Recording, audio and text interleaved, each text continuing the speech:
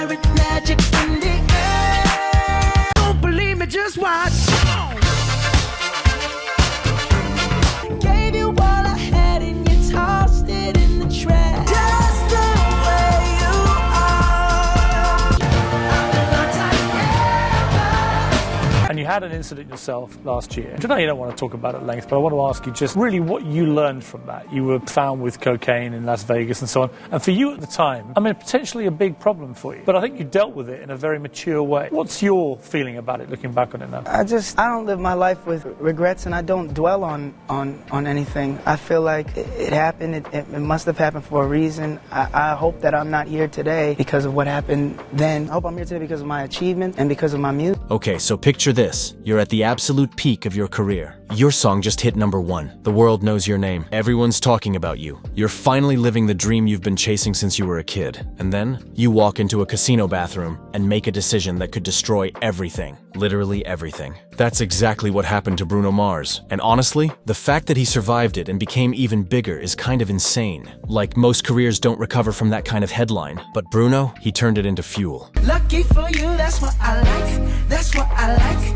But here's the thing, and this is what most people don't realize. Bruno's story isn't just about one mistake in a Las Vegas bathroom. It's about identity, reinvention, and the complicated truth of who he really is underneath all the fame and the hits. Because everything you think you know about Bruno Mars, it's way more layered than you'd expect. His journey, his heritage, his struggles, they're all part of this intricate puzzle. And buckle up, because this story gets wild. We're talking poverty, loss, Grammy sweeps, cultural debates, and a transformation that redefined what it means to be a pop star in the 21st century. I'ma leave the door open. Let me set the scene for you. September 2010, Hard Rock Hotel and Casino, Las Vegas. The lights are bright, the energy is electric, and somewhere in that chaos is Bruno Mars. Or if we're being technical, Peter Gene Hernandez, and he's 24 years old, barely adjusting to the whirlwind of sudden fame. He's standing in front of a bathroom mirror, probably thinking about his next move, his next song, his next performance, his next everything. Maybe he's nervous, maybe he's excited, maybe he's overwhelmed, and in just a few hours, he's going to be arrested. For cocaine possession, yeah. The headlines are going to explode, and his entire future is going to hang in the balance. But to understand how we got here, to really understand Bruno Mars, we need to rewind, way back, all the way to Honolulu, Hawaii in the 1980s, where a little kid named Peter grew up in a house that was basically bursting with music every single day. His parents were this incredible, beautiful mix of cultures: Puerto Rican, Jewish, Filipino, Spanish. And that diversity wasn't just in their blood, it was in their sound, their style, their entire approach to life. His mother, Bernadette, was a singer and dancer who had this magnetic energy, this undeniable star quality, and she saw something special in her son from day one. She didn't just encourage his talent, she nurtured it, protected it, celebrated it like her life depended on it, because in a way it did. Music was everything to that family. My whole life, I feel like I've been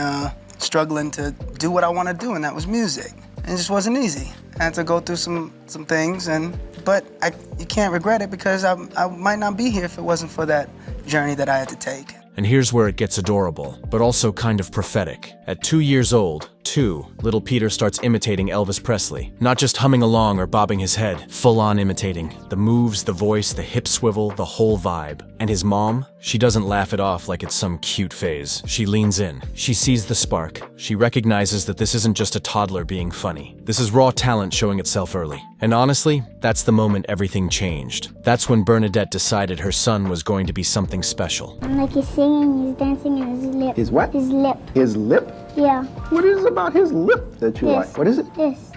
By the time he's 4 years old, this kid is performing in his father's band, literally called Viva Elvis. And get this, he's wearing a tiny Elvis outfit, a miniature jumpsuit, probably with rhinestones and everything. Can you imagine? A 4-year-old in a mini Elvis costume, belting out classics in front of actual crowds of tourists in Waikiki. That's not just cute, that's destiny being written in real time. That's a superstar being molded before he even knows what a superstar is. Oh, Elvis. You say Shoes is my favorite song because it's like a lot of rock and roll in it. So Peter keeps performing. He's confident, fearless, totally in his element on stage. It's like he was born for the spotlight. And his dad starts calling him Bruno after the wrestler Bruno Sammartino, because apparently this kid had that kind of tough, commanding energy even as a child. But Bruno isn't just channeling Elvis anymore. As he gets older, he becomes obsessed with all the greats: Michael Jackson, James Brown, Prince, Little Richard. He's not just listening to their music. He's studying them, dissecting their performances, absorbing every move, every note, every moment of showmanship. He's becoming a student of the craft itself. Then, at 17 years old in 2003, Bruno makes the biggest, scariest leap of his life. He moves to Los Angeles with $100 in his pocket and a beat-up guitar. That's it. No safety net, no backup plan, no connections, just belief and hunger. And let me tell you, what happens next is not glamorous. It's not a fairy tale. It's years of brutal struggle, poverty, sleeping on couches, eating ramen for every meal, rejection after rejection after rejection. In 2006, Motown Records signs him, and for a brief moment, it feels like he's made it. But then they drop him, just like that. Brutal, soul-crushing, the kind of moment that makes most people pack up and go home. But instead of giving up, Bruno pivots. He decides if he can't be the star yet, he'll help other people become stars. He starts writing songs for other artists. He teams up with Philip Lawrence and Ari Levine, and together they form this tight-knit production crew called the Smeezingtons. And that decision, that pivot, that's where the magic actually starts brewing. Before anyone knew who I was producing music for other artists. And I had to be able to produce for a rock artist, a hip-hop artist,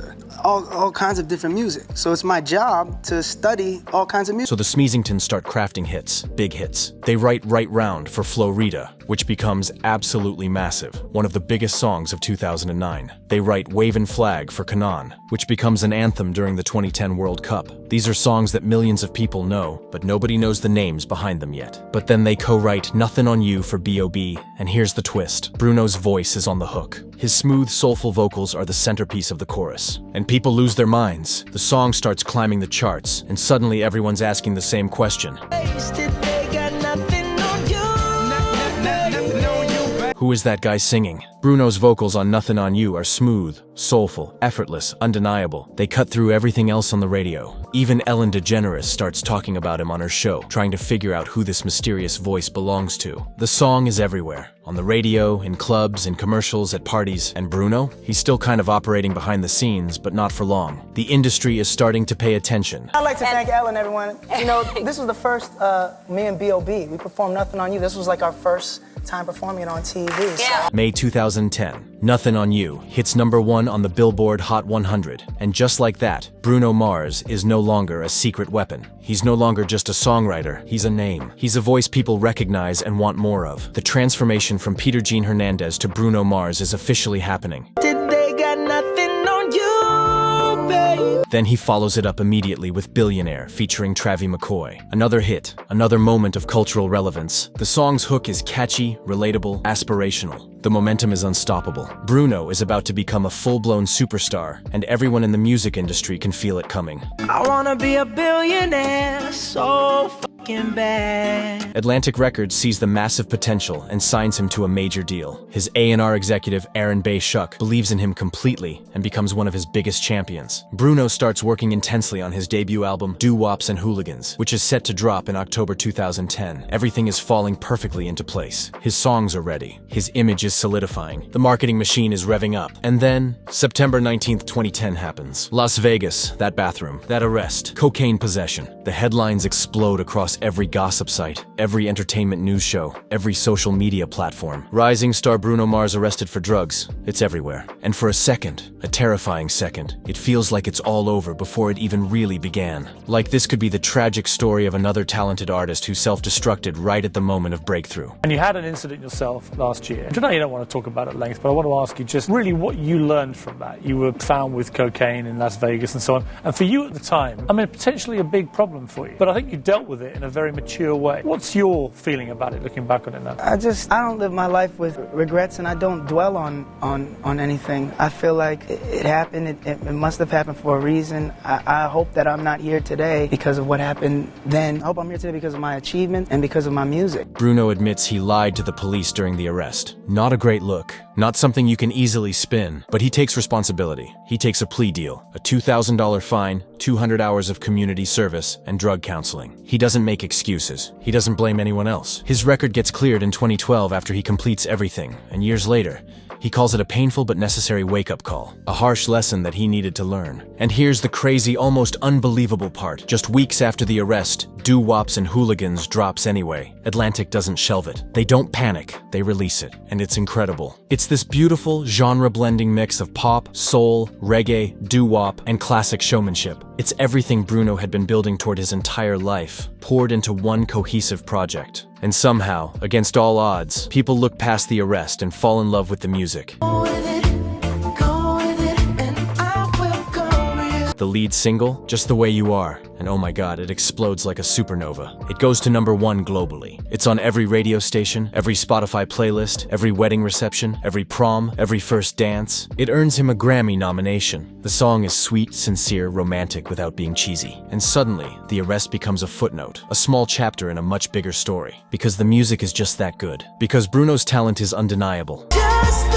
way you are. Then comes Grenade, another massive chart-dominating hit. The drama, the soaring emotion, the powerhouse vocal performance, it's undeniable. Bruno throws himself into the song with everything he has, and you can feel it. This isn't just a pop song. I'd catch a grenade for you. And then, just to show his incredible range and prove he's not one-dimensional, Bruno drops the Lazy song. And it's fun, it's goofy, it's carefree, and somehow it features Leonard Nimoy, yes, Spock himself, in the music video. Like what? Who does that? But it works. It all works. Because Bruno understands contrast. He understands that you can be emotional and vulnerable in one song and playful and silly in the next. Today I don't feel like doing anything. The album goes triple platinum. Bruno starts touring the world relentlessly, city after city, country after country. And people aren't just impressed by his voice or his songwriting. They're absolutely blown away by his live performances. He's not just a studio artist who sounds good on a record. He's the real deal, and audiences everywhere are witnessing it firsthand. Night after night, city after city, Bruno performs with this electric, infectious energy that reminds you of the legends who came before him. He's not faking it. He's not pretending. He's living it, breathing it, embodying everything he learned from studying those greats as a kid. But behind all the sold-out shows and all the success, something heavy is happening in his personal life. His mother, Bernadette, his biggest supporter, his emotional anchor, the woman who saw his talent when he was just 2 years old, is getting sick. Really sick. And on June 1st, 2013, she passes away from a brain aneurysm. She was only 55 years old. In December 2012, just months before his mother's death, Bruno releases his second album, Unorthodox Jukebox. And it's immediately clear he's evolving, growing, experimenting. Locked Out of Heaven channels the Police's new wave rock vibe. It's fresh, it's energetic, it's bold, it's different from anything he's done before. It shows he's not interested in repeating himself. Like a perfect love that is just beyond your reach.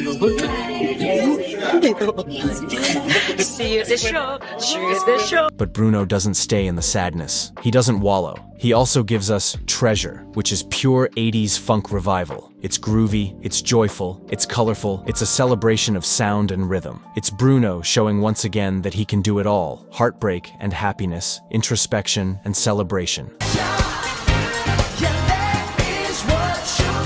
The title track 24K Magic and That's What I Like dominate the charts. Both songs feel like they could have been huge in 1995, but they're happening in 2016 and 2017. Bruno is back on top, again, bigger than ever. Then he drops the Finesse remix with Cardi B, and it's this incredible vibrant throwback to 90s choreography, fashion, and in living color aesthetics. The music video feels like time travel. People lose their minds over the nostalgia and the energy. It goes massively viral.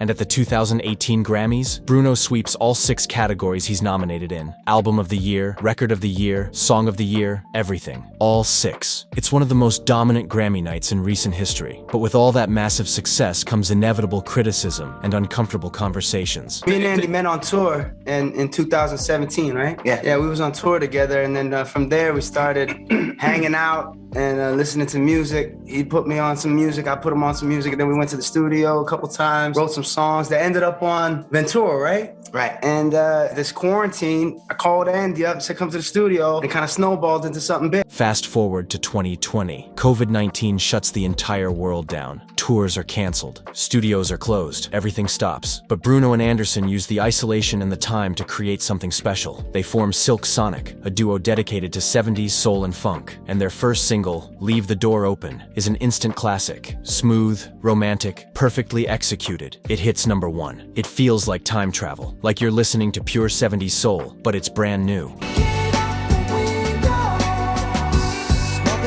In November 2021, they released the full album, An Evening with Silk Sonic. It's vintage, it's silky, it's immaculate. Every song feels like it could have been recorded in 1975 at a legendary studio session, but it wasn't. It's 2021, and somehow it works flawlessly. The album is a masterclass in restraint, groove, and vibes. You have to be sick of the song, you have to be sick of each other, you gotta push yourself. And we're trying to, Andy pushing me to places I've never been. I'm hoping I'm doing the same for him. Absolutely, yeah. And that's what it is. It's like until we feel it, and we felt it would leave the door open. Yeah. He's singing notes. I'm singing notes that we probably shouldn't be singing. Right. We're gonna add 9 more shows in August, so get your tickets because this show is so much fun. We're dancing and singing our hearts out. At the 2022 Grammys, Silk Sonic sweeps. Record of the Year for Leave the Door Open. Song of the Year. Best R&B Performance. It's another dominant night. Bruno's legacy just keeps expanding, evolving, growing. Him on stage, and you see him and the Free Nationals. You could tell that everything that he talked about, all right,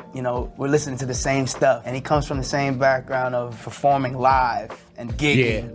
And probably doing the bar circuit and birthday parties and whatever you gotta do to make it out. And when we got in the studio, that's what it was. It was just like, you're like your friend. So it brings you back to this time of why you fell in love with music in the first place, like being in the garage with your buddy and playing the guitar and him on drums and just getting excited over the music you're creating. Beyond music, Bruno co-founds Selvaray Rum with a group of partners, and it becomes one of the fastest growing rum brands in the spirits industry. His estimated net worth in 2025, $175 million.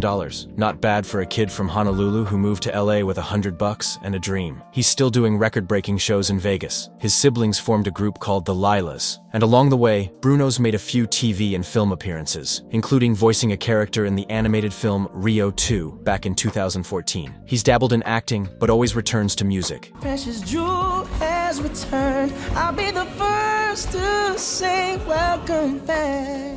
He's performed on SNL multiple times. He's been a musical guest, a host, a sketch participant. He's performed at the Super Bowl twice, once as the headliner in 2014, and again in 2016 alongside Coldplay and Beyoncé. He's everywhere and nowhere, famous but somehow still mysterious. And yet, the debate about his artistry continues to this day. Some people see him as a cultural appropriator, someone benefiting from black culture without being black. Others see him as a bridge between eras and genres, a sincere student of the music he loves. But one thing's undeniable. Bruno Mars is a musical synthesizer. He absorbs influences from different decades, different genres, different cultures, and he blends them into something cohesive and new. Millions of fans around the world are waiting to see what he does next, how he evolves, what risks he takes. Because love him or critique him, celebrate him or question him, Bruno Mars has absolutely secured his legacy as one of the defining pop artists of his generation. He's sold over 130 million records. He's won 15 Grammys. He's headlined the Super Bowl, and that bathroom mistake in Las Vegas back in 2010? It's just one chapter, one moment, not the whole story, not even close.